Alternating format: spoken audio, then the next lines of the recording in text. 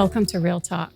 I'm Kathy Dawson with Homefield Group of Page Heartland, and today I have with me my teammate, Jeff Bauer. Today we will be asking questions to our guest from the Lake Huron Center for Coastal Conservation, Pat Donnelly. Pat is a coastal science and stewardship advisor with the Lake Huron Center for Coastal Conservation. Welcome, Patrick. How you doing?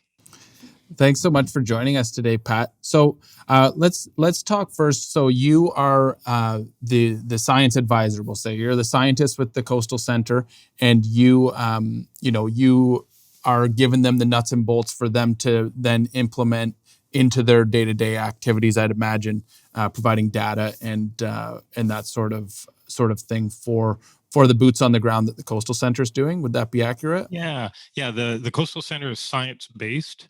So we don't advocate for any political entity. We don't advocate for any particular community. We advocate for the lake, and so that means it is a very much a science discussion when we talk about erosion, when we talk about lake levels, and all those types of things. So yeah, I'm one of the founders, and I'm on the board of directors as well on the Coastal Center. So I'm one of the white-haired guys that have been around for a while and can provide some of the history, not only of the Coastal Center, but history of the lake, which is maybe something we'll talk a little bit about, especially in the realty field.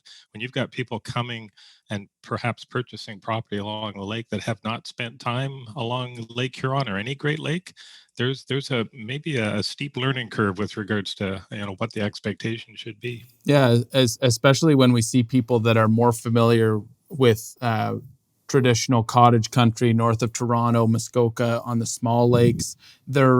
They're flabbergasted when they get to a lakefront property and see just the power. You go there on a rough day and you're showing a cottage to people. It can be very impactful, both to them just in terms of understanding what they're getting into, and literally, like, if they're seeing erosion happening, because there are properties that we literally see active erosion happening when we're viewing the place. So I guess let's explain, if you could explain to us and our followers why erosion is happening and why the water levels do ebb and flow. Excuse the pun. Yeah, no, and certainly I'll put the pitch out there that certainly the Coastal Center's website has a lot of information, which is our educational information on it for people that are interested in that. But I can certainly give you a thumbnail sketch. What we find is, first of all, the word erosion is something that everybody assumes it's negative. And if you look at the background behind me here, if it wasn't for erosion, we wouldn't have a beach. So the erosion process is something that is a natural process, and it's vital. It has to occur in order to provide that buffer from where the water hits the shoreline. And so any shoreline has erosion happening. It's just a matter of different scales and different locations and different threats that may pose on different properties. So if you think of if you've been to the Grand Canyon or down into the Utah and some of the canyons, that's water erosion that has created those canyons. So over years and years of water working its magic, sculpting the shoreline, that is the result, is the movement of material. So it is a natural process. Having said that, we've got areas along our shoreline, which is the sort of Tobermory to Sarnia area, is the area that the Coastal Center does most of our work on, where the erosion rates and the amounts vary for different reasons. And the best way I can explain it is, most people stand at the shoreline and turn their back to the lake and look at the land and go, okay, well, what's going on here? Where are the bluffs? Where's the erosion? Where's the vegetation? But what the Coastal Center does is that, plus we turn around and look at the lake, and looking at the depth of the water offshore has a huge impact on what's happening with bluffs and that type of thing. So it's marrying the two together. The shoreline is water and land. And what we have, one map, which is again on our website, which is the lake depths. And it's a very colorful map that shows that if you drain the lake, Here's the deepest parts, here's the shallow parts. And that really provides some background information as to why certain areas of the shoreline are eroding and certain areas aren't. So that's the erosion component. You asked about water levels. The other thing, and again, I'm glad you brought up the cottage country north of Toronto. We frequently say this is not your Muskokas. These lakes are 20% of the world's fresh water. They are oceans, basically, and the processes and the things that are happening to them are very similar to the oceans. The only difference is it's not salt water, and it's not associated with sea level rise. The melting glaciers, Greenland and the Arctic do not affect the Great Lakes, because all the water in the Great Lakes is from a past glaciation period, which when the glaciers melted, they basically left these huge water bodies.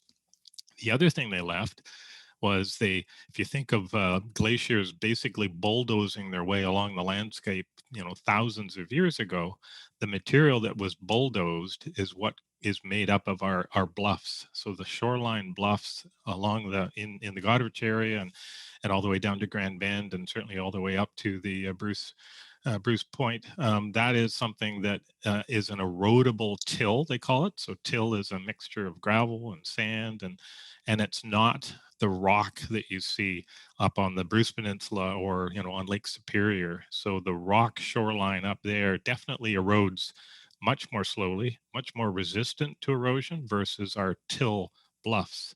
And so that's the other big component. And certainly water levels, because of the huge, massive amount of water in the Great Lakes. It's a huge system. It is a weather-related phenomena with regards to water levels going up and down. If we get a lot of rain across the entire basin, and the basin I'm talking about is all the water that flows into the lake, that is something that it will have a definite impact on lake levels. And keep in mind, we have that big lake to the north of us called Lake Superior, which drains into Lake Huron. And Lake Superior is the largest freshwater lake in the world. The one stat that I like to speak about is if we took all the water in Lake Superior, it would cover both North America and South America by a foot of water. So there's a huge amount of water there.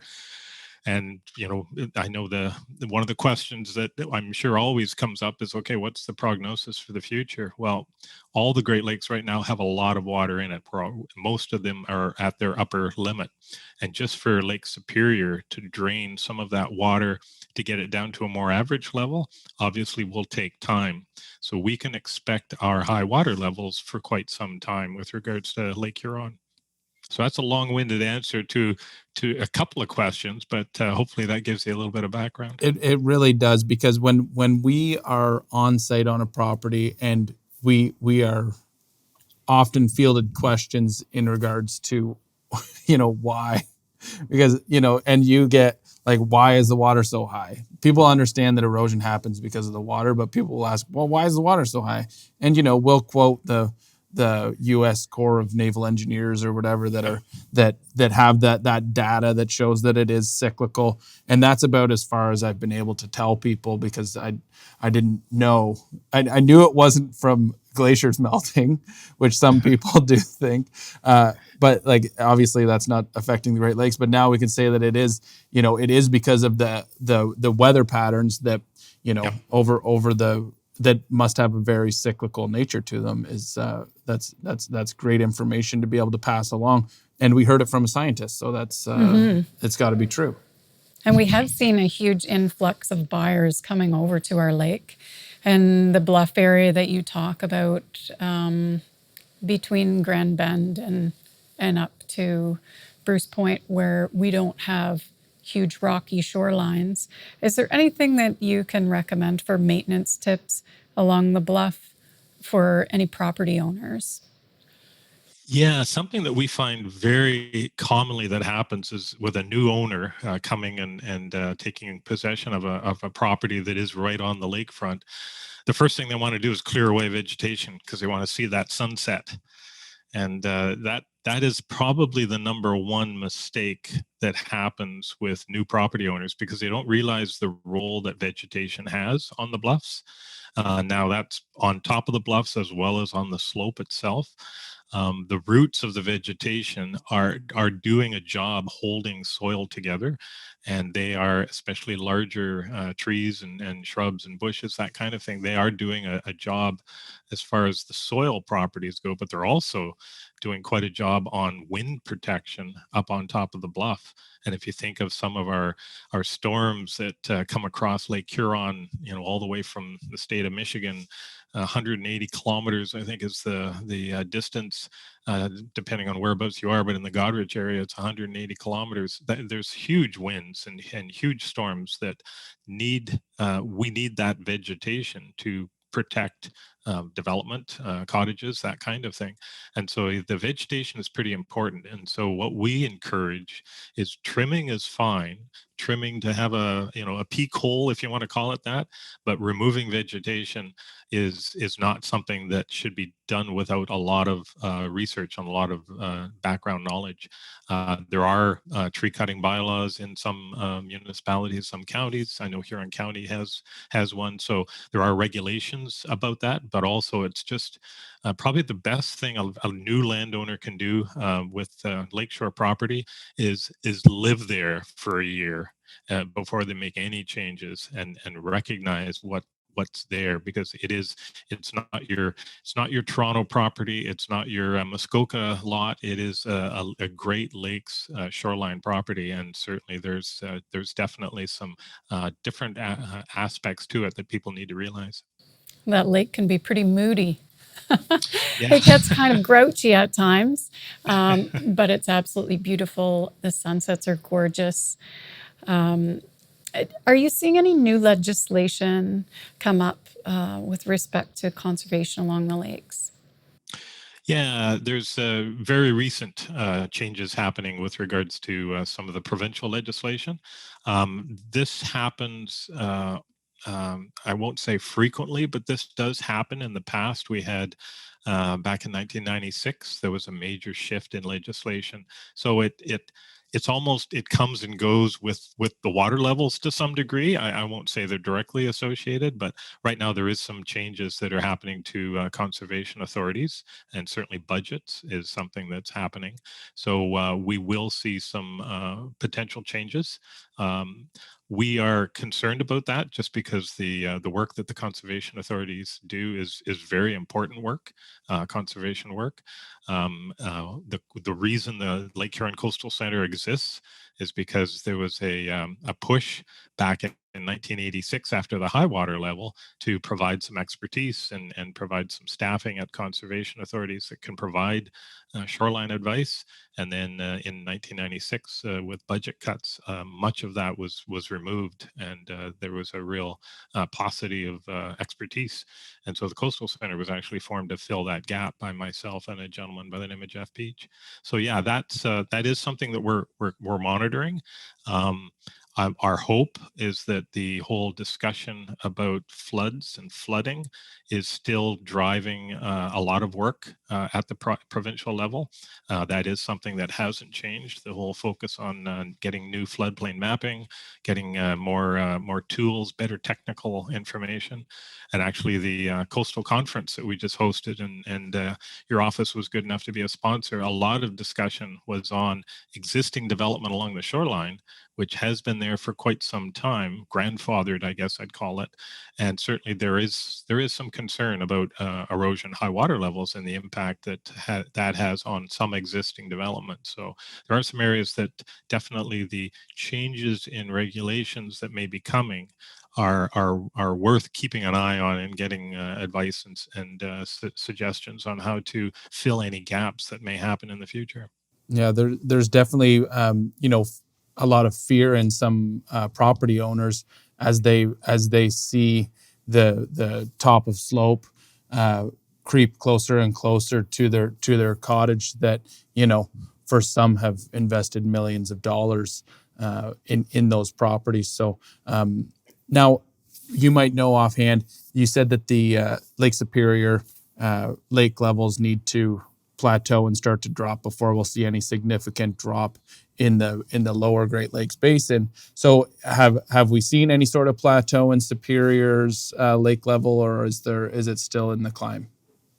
Yeah, good question. Lake Superior being the largest, it doesn't fluctuate as much as Lake Huron, and actually Lake Michigan. If you think of the Straits of Mackinac, Lake Michigan, Lake Huron are connected hydrologically. So the water level in Lake Michigan is exactly the same as the water level in Lake Huron. So large masses of water.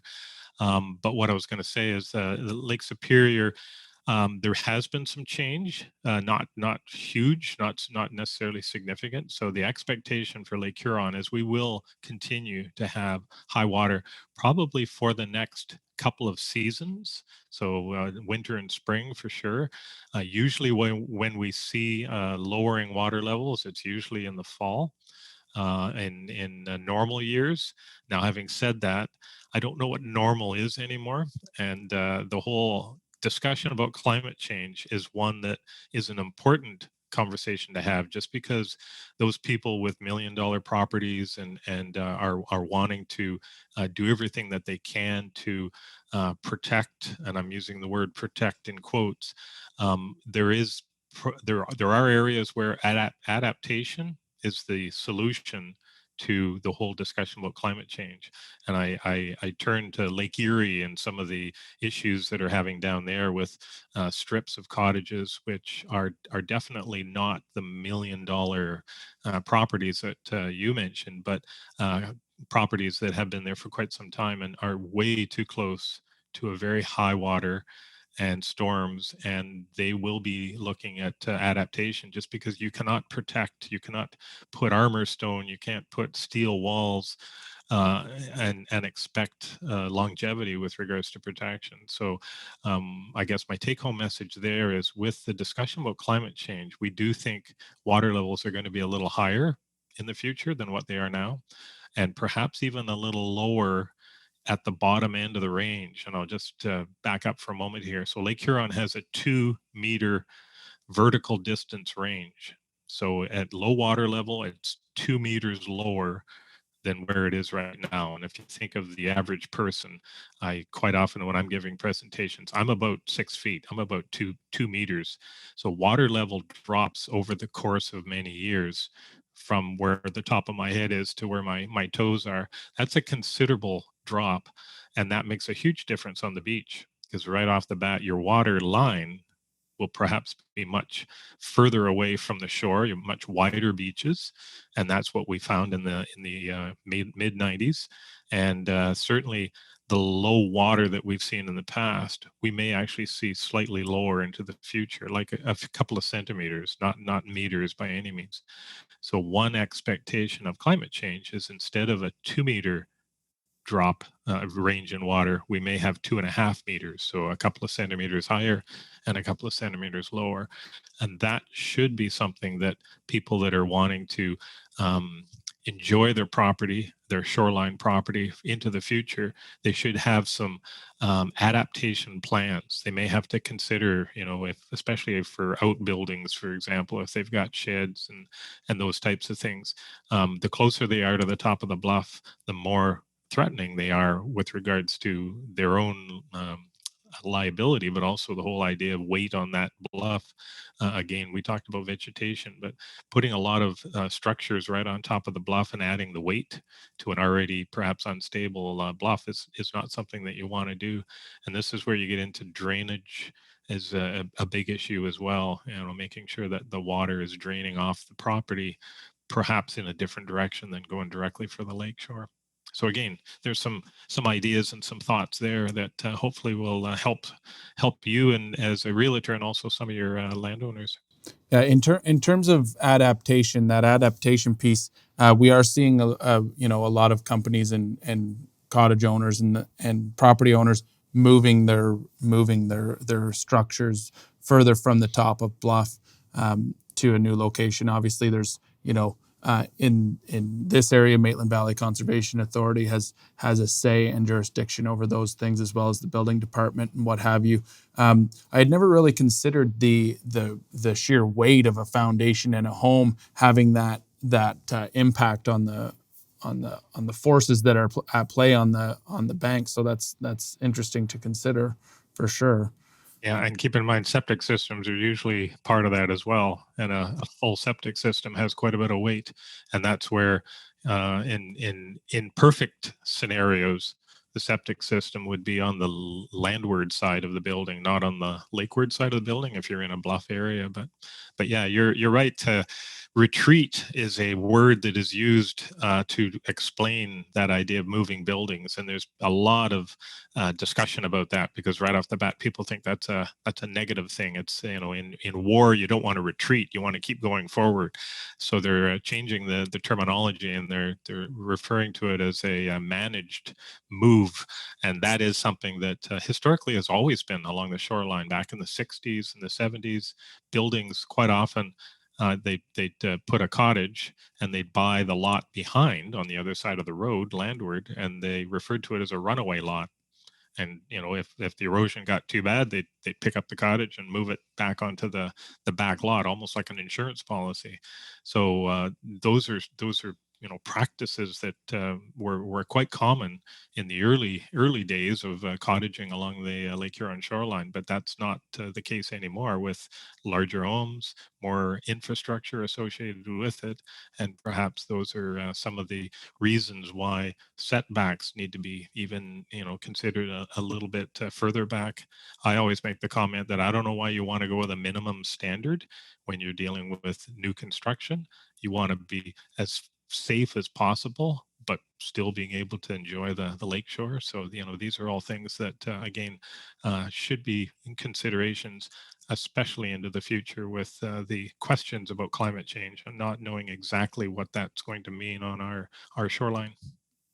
That's excellent. Well, I know that having this resource of the Coastal Center, we've always directed people that are inquiring about lakefront ownership to the Coastal Center for information purposes. Now we've got a wonderful conversation that we can refer them to that answers so many questions that our clients have.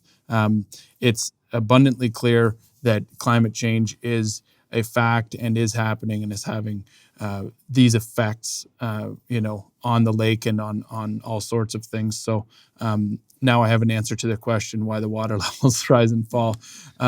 Any final tidbits before we let you go, Pat, that might be of good consideration for our followers?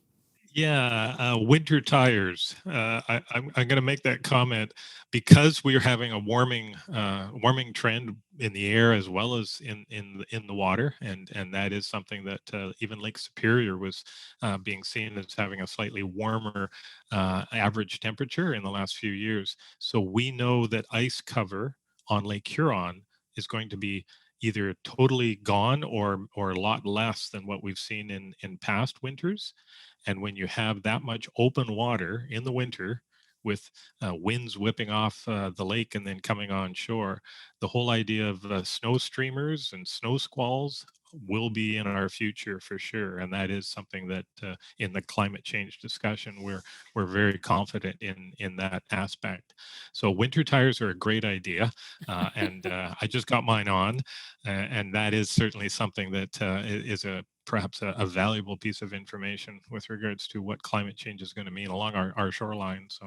So that was my final parting point that I want to make. That's amazing, Pat. Thank you so much. We learned so much on this podcast. We've learned from the mayor. We've learned from the scientist. We've learned about winter tires. I know winter tires are effective at about 7 degrees and below, so it's good to get them on early. Pat, thank you so much for joining us and taking the time out of your day to provide this valuable insight. And I hope you enjoy the rest of your day. Thanks, Pat. Very welcome. Good seeing you. All right. Thanks for watching Real Talk Podcast with the Homefield Group. And you have a good day as well.